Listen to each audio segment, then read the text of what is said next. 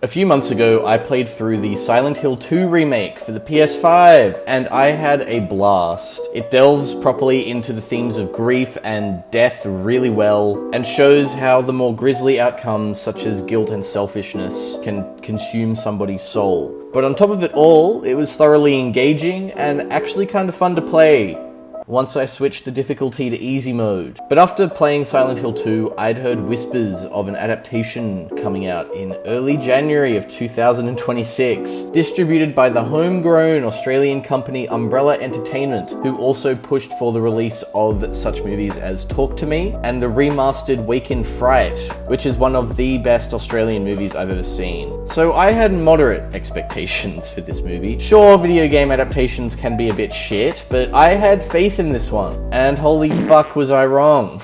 Return to Silent Hill falls short of being a faithful adaptation, a scary horror genre, or even a competent movie full stop. The story of Silent Hill 2 is very cut and dry when you look at it on the surface. A grieving man searches for his wife in a town where they met and fell in love, and we unravel what happened to her throughout the game, and it's revealed at the end that it was cancer, and our protagonist James couldn't find it in him to support her because of how sickly she looked. Throw in a couple puzzles and horror elements and boom, you have the perfect game. Here, they really highlight the town's cult and Mary's father poisoning her since adolescence, when that was never the point of the game. The monsters that stroll around the streets don't even look like body bags, which is what the intention of the game was. For those not in the know, in Silent Hill 2, the monsters are meant to be representations of Mary in James's inner psyche or purgatory, depending on your interpretation of what journey he's going on. The creatures are either body bags or legs because of James's infatuation with Mary's body, which highlights how little he cared for Mary and really just saw her as a sex object, and is what makes him such a complex character. Here, he's an alcoholic who doesn't like that his girlfriend is part of a cult. Subtext is non-existent in this movie. On top of it all, the side characters are essentially made obsolete. Angela's story is lightly touched on, but there's zero payoff.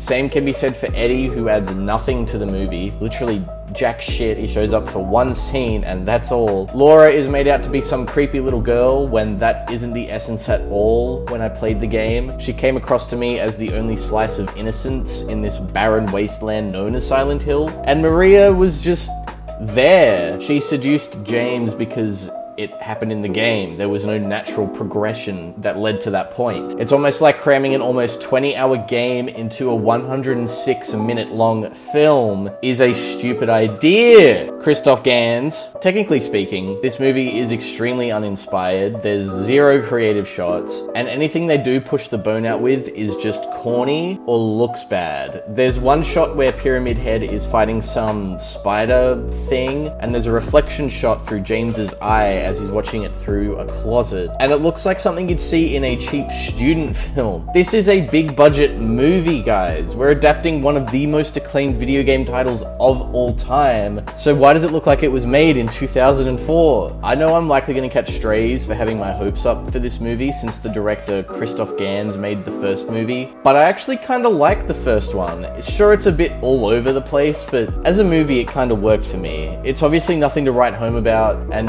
nor would I recommend it, but I figured that with 18 years to figure out a better angle to tackle a horror movie after your first one was not received well at all, there may be a glimmer of hope, you know, but Jesus Christ, it'll teach me to ever get my hopes up for something like this ever again. And a funny story about the production of this movie, actually. This was originally going to have Roger Avary, the guy who wrote the story of Pulp Fiction with Tarantino. He was meant to be the sole screenwriter of the Silent Hill sequel, but he was arrested for manslaughter and sentenced to 1 year in prison, essentially stalling the entire production. I guess you could say that Roger Avary didn't get to put his silent quill on the paper to write this script. So what he's done there is... Personally, I will not be return to Silent Hill anytime soon, and will personally be adding this to my shit list right next to Jack and Jill. I'd also like to start a petition to change the title to either Silent Fart or Silent Kill Yourself, This Movie Fucking Blows. Like the video to sign the petition.